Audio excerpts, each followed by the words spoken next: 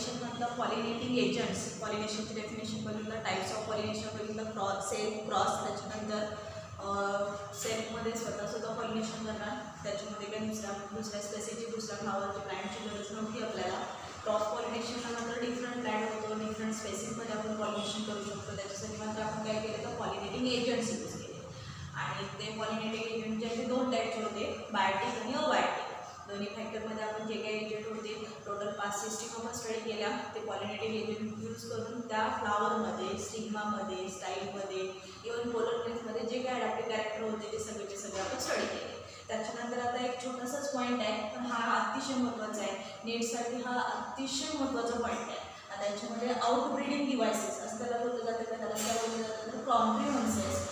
Outbreeding device म्हणजे जे pollinating agent use करून जे काही प्रोसेसेस केल्या जातात त्याच्यामधून काही अशा केसेस बाहेर राहतात की ज्याला आउटब्रीडिंग सिस्टीमनं जे काय असेल ते रिप्रोडक्शन करायला लागेल. म्हणजे थोडक्यात त्याचा आर्टिफिशियल मेथडनं आपल्याला रिप्रोडक्शन ॲबिलिटी त्याच्यामध्ये आणायला लागेल. त्याच्यामध्ये बरेचसे आहेत, त्यातलं आता टोटल 6 पार्ट त्यांनी दिलेले आहेत. त्याच्यामध्ये पहिलं आहे युनिसेक्शुअलिटी. बऱ्याच वेळेला असं असतं की बरेचसे प्लॅन्ट जे आहेत जे बऱ्याचशा प्लॅन्ट स्पेसिस अशा असतात की एकतर एक मेल फ्लॉवर देणार नाहीतर फिमेल फ्लॉवर देणार. म्हणजे थोडक्यात काय the plant be a male or female flower are called as dioecism. म्हणजे प्लॅन्ट एकच देताना काय देणार, एकतर एक मेल नाहीतर फिमेल फ्लॉवर. मग 2 टाईपचे फ्लॉवर असतील तर प्रॉब्लेम काय असतोय, समजा मेलच जास्तीत जास्त प्रोड्यूस झाले तर फिमेल फ्लॉवरची अवेलेबल मिळणार नाही. म्हणजे अशा कंडिशनमध्ये जर बघितला तर सेल्फ पॉलिनेशन जर बघितला तर इझिली होणार नाही, पॉसिबलच नाही आहे. मग क्रॉस पॉलिनेशनमध्ये बघितलं तर एकाचं फिमेल फ्लॉवर आणि दुसऱ्या प्लॅन्टचं मेल फ्लॉवर अशा पद्धतीनं क्रॉसिंग करून आपण त्याच्यामध्ये रिप्रोडक्शन ॲबिलिटी आणू शकतो. तर त्याच्यामध्ये एक फॉर एक्झाम्पल आहे मोनोसियसमध्ये मेलचे तर डायसियसमध्ये मल्बेरीची. ही 2 एक्झाम्पल जर बघितलं तर यांचे बऱ्याच वेळेला काही प्लॅन्टवरती मेल तर मेलच फ्लॉवर येतात, काहीवरती फिमेल तर फिमेल, म्हणजे युनिसेक्शुअलिटी थोडक्यात. असं असेल तर सेल्फ पॉलिनेशनसाठी ते चालणार नाही. दुसरा एक टाईप त्यांनी दिला आहे डायकोगॅमी. त्याच्यामध्ये मात्र कसं आहे अँथर आणि स्टिग्मा मॅचर आहे, डिफरंट आहे. असंही काही वेळेला होते की अँथर आणि स्टिग्मा जर त्याच्या कंडिशननुसार मॅचर झाले तर आपल्याला पॉलिनेशन फॅक्टर जो आहे तो इझिली मिळेल, सेल्फ असेल अथवा क्रॉस असेल. पण याच्यात जर बघितला अँथर आणि स्टिग्मा मॅचर आहे, डिफरंट आहे. वेगवेगळ्या टाईपला जर ते मॅचर झाले तर आपल्याला सेल्फ पॉलिनेशन पण होणार नाही आणि side by side cross pollination पण होणार नाही. दोन्ही कंडिशन जे आहे ते मिळणार नाही. काय मिळणार नाही, सेल्फ पॉलिनेशनला कसं असते एक सिंगल फ्लॉवर असते बायसेक्शुअल, त्यामुळे मेल फिमेल गॅमेट जे आहे ते एकाच फ्लॉवरमध्ये असणार आहे. आता मुळात कसं आहे तसं जर असेल आणि अँथर एकदा आणि स्टिग्मा एकदा जर मॅच्युअर झाला तर साहजिकच आहे त्या अँथरचा त्या स्टिग्माला आणि स्टिग्माचा अँथरला काही उपयोग होणार नाही आहे. म्हणजे डिफरंट टाईमला जर मॅच्युरिटी होत असेल तर त्याला काय बोलतात डायकोगॅमी. त्याच्यामध्ये 2 टाईप दिले त्यांनी. जर आता स्टिग्मा आणि स्टाईल जर वेगळ्या टाईमला जर मॅच्युअर होत असतील, टाईमला जर मॅच्युअर होत असतील तर त्याच्यामध्ये 2 कन्सेप्ट दिलेले आहेत. एक म्हणजे प्रोटॅन्ड्री आणि दुसरा आहे तर प्रोटोजिनी. ह्या दोन्हीच्या आहेत त्या नीटसाठी अतिशय महत्त्वाच्या आहेत. त्याच्यामध्ये काय सांगितलं बघा, androecium mature earlier than gynoecium. Androecium mature earlier than gynoecium त्याला काय बोललं जातं प्रोटॅन्ड्री. आणि प्रोटोजिनी म्हणजे काय, gynoecium mature earlier than androecium. आता ह्याच्यात कसं लक्षात ठेवण्यासाठी अँड्रोशियम प्रोटॅन्ड्री अँड्रोशियम आणि जिनी गायनोशियम जीवाय, म्हणजे ह्याच्यातलं AND पहिल्यांदा येणार बरोबर आणि याच्यातलं GYN पहिल्यांदा येणार. लक्षात आलं, याच्यावरून ओळखायचं ते काय, प्रोटॅन्ड्री म्हटलं की अँड्रोशियम पहिल्यांदा मॅच्युअर होणार, प्रोटोजिनी म्हटलं की गायनोशियम पहिल्यांदा मॅच्युअर होणार. मग आता असं असेल तर त्या ह्याच्यामध्ये कसं असते एक पार्ट एकदा मॅच्युअर होणार, दुसरा पार्ट दुसऱ्या वेळेला. त्याचा सेल्फला आणि क्रॉसला दोन्ही पॉलिनेशनला काही उपयोग नाही बरोबर. हिंट दिलेली आहे आणि त्याच्यानुसार लक्षात ठेवा. आता त्याच्यामध्ये प्रोटॅन्ड्रीमध्ये काय येतं तर सनफ्लावरचं एक्झाम्पल येतं, डिस्क फ्लावर बोलतात त्याला, सनफ्लावर सूर्यफूल ते येतं. आणि प्रोटोजिनीमध्ये मात्र एक्झाम्पल येतं ग्लॉरिओसा. ते जे आहे ना ते मी तुम्हाला त्याचे एक व्हिडिओ किंवा त्याचे एक डायग्राम जो आहे तो डायग्राम तुम्हाला व्हॉट्सअपवरती टाकते, तुम्ही नंतर ते बघा. त्याच्यानंतर पुढं तिसरा टाईप आहे प्रीपोटेन्सी. काही वेळेला असं असतं की pollen grains germinate rapidly or stigma. काही वेळेला असं असतं की स्टिग्मा आणि पोलन ग्रेन्स दोन्ही एका वेळेला मॅच्युअर व्हायला पाहिजे, कारण पोलन ग्रेन डिपॉझिट कशा ठिकाणी आपण स्टिग्मावर, पण तसं होत नाही बघा. तर त्याच्यात कसं होते pollen grain germinate rapidly, pollen grain fastly germinate होतात आणि स्टिग्मा जे आहे ते तिथंच राहणार. दोघांचं मॅच्युरेशन पॉईंट जे आहे ते हा पार्ट वेगळा डिफरंट टाईप, पण तो आधी तो नंतर असं थोडं आणि याच्यात काय होणार, पोलन ग्रेन जर्मिनेट फास्ट होणार दॅन स्टिग्मा.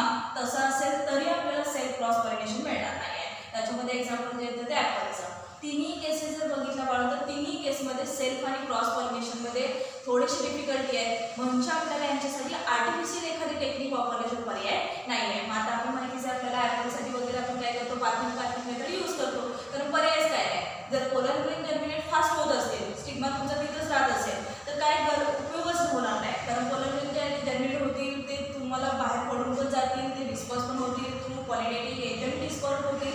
पण सगळ्यात महत्त्वाचं स्टिग्मा मॅच्युअर झालंच नाही तर होणारच नाही आहे. म्हणजे स्टिग्मा आणि पोलन ग्रेन यांच्यामध्ये सिमिलॅरिटी पाहिजे बाळा, तर आपल्याला या कंडिशन सगळ्याच्या सगळ्या सेल्फला पण आणि क्रॉसला पण मिळतील. समजलं? हे झाले 3 पार्ट त्यातले. अजून 3 आहे, युनिसेक्सुअलिटी, डायकोगॅमी आणि प्रीपोटेन्सी. समजलं? सगळ्याच्या सगळं नीटसाठीचा पॉईंट आहे, व्यवस्थित परफेक्ट करायचा.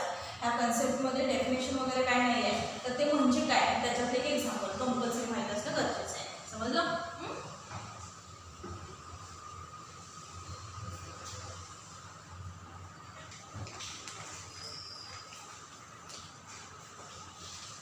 त्याच्यानंतर पुढचा 4था टाईप आहे त्याच्यातला वाढू heterostigma, or it is also called as heteromorphy. त्याच्यामध्ये काय असतं बघा, पोलन ग्रेन आणि stigma produced at same level. जर एकाच लेवलला दोन्ही पार्ट जर प्रोड्यूस होत असतील तर त्याला आपण काय बोलतो, हेट्रोस्टिग्मा. आता दोन्ही पार्ट एकाच लेवलला म्हणजे काय, तर याच्यात सेल्फ आणि क्रॉस याच्यात पण दोन्ही कंडिशन मिळणार नाही. का मिळणार नाही, समजा मेल फ्लॉवर आहे, फिमेल फ्लॉवर आहे, बरोबर. समजा की आता हे प्लांट आहे, बरोबर, हे दुसरं प्लांट आहे. आता याच्यावरती जे आहे ते मेल फ्लॉवर आहे, याच्यावरती समजा फिमेल फ्लॉवर आहे. ओके, दोन्हीचे दोन्ही फ्लॉवर आहेत ते सेम लेवलला असतील तर त्यांचं स्टिग्मा आणि पोलन ग्रेन यांचे जे ॲक्टिव्हिटी किंवा यांचा जो कॉन्टॅक्ट आहे तो येणार नाही. म्हणजे एका लेवलला असल्यामुळे तो प्रॉब्लेम येईल. त्याच्यामध्ये सेल्फ पण होणार नाही आणि क्रॉस पण होणार नाही. त्याच्यामध्ये एक एक्झाम्पल दिलेलं आहे त्यांनी, प्रायमुला, हे इज ऑल्सो कॉल्ड एज प्रायमरोज. त्याच्यामध्ये मुळातच फ्लॉवर 2 ते 3, 4, 5 प्रकारचे फ्लॉवर असतात. मग जर फ्लॉवरचे टाईप्स वाढवले, जेवढे जास्तीत जास्त टाईप्स ऑफ फ्लॉवर मिळणार तेवढे त्यांची लेवल लेवल सेम येणार. मग त्याच्यावर 2 ते 3 प्रकारचे फ्लॉवरच मिळतात. मग तसं असेल तर तुमचं जे काय असेल ते सेल्फ पॉलिनेशन पण होणार नाही, क्रॉस पॉलिनेशन पण होणार नाही.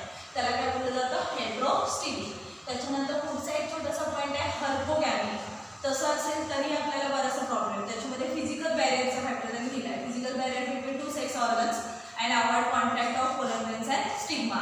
जर समजा काही वेळेला फिजिकल फॅक्टर पण असतो. माझ्या त्याच्यामध्ये कसं असते, त्याचं एक एक्झाम्पल दिलेलं आहे आपल्याला, कॅलाट्रॉपिस. हे प्रायमुला मगाचं एक्झाम्पल आणि कॅलाट्रॉपिस ही सगळ्याच्या सगळे प्लॅन मी टाकणार आहे तुम्हाला. ते प्लॅन थोडेसे ऑब्झर्व करा, त्याचे फ्लॉवर वगैरे ऑब्झर्व करा, येतात कसे हे बघा. म्हणजे हा पॉईंट आहे तर त्या डायग्राम टाकल्यानंतर डायग्राम आणि हा लेक्चर दोन्ही एकत्र थोडंसं स्टडी करा म्हणजे तुमच्या लक्षात येईल. आता त्याच्यामध्ये कसं असतं तर स्टिग्माच पेंटॅग्युलर असतो. स्टिग्मा पेंटॅग्युलर म्हणजे असे 5 पॉईंट असतात स्टिग्मा. दुसरं सगळ्यात महत्त्वाचं काय, पोझिशनला अबाव द लेवल ऑफ अँकर. म्हणजे स्टिग्माची पोझिशन जी आहे ती अँकरच्या वर असणार आहे. मग आता जर तसं असेल तर अँकर लोक खाली राहतील, स्टिग्मा जे आहे ते वरती, आणि पेंटॅग्युलर असल्यामुळे 5 पॉईंट दिसणार. आणि अँकरमधून ते उलटं झालं फ्लॉवर तर अँकरमधून पोलन ग्रेन निघतील, स्टिग्मावरती पोहोचत होते. आता जर अँकरच्या वर पोझिशन स्टिग्माची असेल, ती टॉपच पोझिशन राहत असेल, अबाव सरफेसच राहत असेल तर मात्र तुम्हाला कुठल्याही टाईपचे पॉलिनेशन मिळणार नाही. जास्तीत जास्त सेल्फ तर मिळणारच नाही.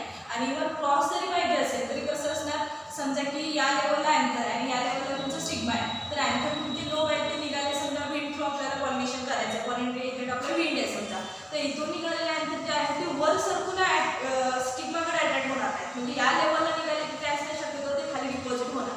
म्हणजे राहिलं काय, तुमचे स्टिग्मा जे आहे ते वरच्या साईडला राहणार. समजा हे फ्लॉवर असं असतं, म्हणजे आपलं जास्वंद वगैरे आहे ना सेम तसं असतं तर अँकर जे आहे ते खाली राहतात, स्टिग्मा जो आहे तो बॉटमला आहे. त्याच्यामुळे इथून निघणारा सगळा पार्ट जो आहे याच्याकडे अट्रॅक्ट होऊ शकतो. काय सांगितलं लक्षात आलं, हे फ्लॉवर मात्र कसं असणार, असं असणार. त्यामुळे त्याच्यामध्ये पण सेल्फ आणि क्रॉसचा फॅक्टर मिळणार नाही.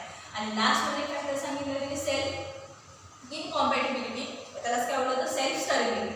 त्याच्यामध्ये germination of pollen grains on stigma of same flower is inhibited. सगळ्यात महत्त्वाचं म्हणजे त्यांचे जर्मिनेशन फॅक्टर्स इनहिबिट केलेले असतात. पोलन ग्रेन सुद्धा स्टिग्मा म्हणजे त्यांच्याकडची जर्मिनेशन पॉवरच म्हणून वीक राहते. तसं असेल तर त्याला स्टराईल बोलतात, त्यालाच काय बोलतात सेल्फ स्टॅबिलिटी. मग असे जे प्लॅन्स असतात ते शक्यतो काय तुम्ही काही केलात तरी त्याच्यापासून तुम्हाला काही प्रोडक्शन मिळणार नाही. सेल्फ पॉलिनेशन केलं, क्रॉस पॉलिनेशन काही केलं तरी त्याच्यापासून प्रोडक्शन मिळणार नाही. म्हणजे यांच्यासाठी शक्यतो आर्टिफिशियल टेक्निक वापरतात. त्याच्यामध्ये एक्झाम्पल दिलेले आहे टोबॅको. की जे आहे ते प्लांटेशन मिळतात, म्हणून छोटे छोटे रोपं मिळतात, ते आपण लावतो. त्याला फ्लावरिंग फ्रुटिंग वगैरे, फ्लावरिंग हा फॅक्टर आहे, पण त्याला फ्रुटिंग आणि मग सीड जर्मिनेशन वगैरे हा फॅक्टर नाही. तर त्याच्या पोलन ग्रेन्सकडं आणि स्टिग्मा दोन्ही फॅक्टर जे आहेत ते थोडी कशी आहेत, स्टराईल आहे. त्यामुळं ग्रोथच त्यांची इनिबिट, त्यामुळे प्रश्नच राहिला. म्हणजे पोलन जर्मिनेशन हा फॅक्टरच इनिबिट झाल्यामुळं हा पॉलिनेशनमध्ये म्हणजे तुमच्या फर्टिलायझेशन फॅक्टरमध्ये इन्व्हॉल्व होणार नाही आहे. म्हणजे 6च्या 6 पॉईंट थ्रू सेल्फ आणि क्रॉस दोन्ही टाईपचे पॉलिनेशन वाढून होऊ शकत नाही.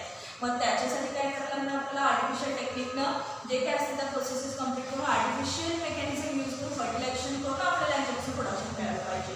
मग याच्यातले काही प्लॅन्ट आहेत ते आपण पार्थिव मेथडने तयार करतोय, काही जे आहेत ते तुमचं टिश्यू कल्चर टेक्निकने तयार केले जातात, काही जे आहेत ते बायोटेक्नॉलॉजीमधील बऱ्याचशा ब्रांचेस आहेत त्याच्यातून प्रोडक्शन केलं जातं. म्हणजे बराचसा पार्ट जो आहे हा आर्टिफिशियली आपण जास्तीत जास्त प्रोडक्शन करतात. म्हणजे रेग्युलर प्रोडक्शनमध्ये यांच्यामध्ये बरेचसे प्रॉब्लेम्स येऊ शकतात. समजलं?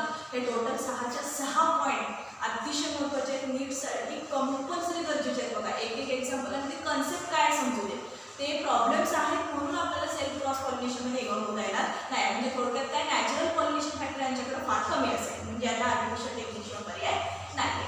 समजलं?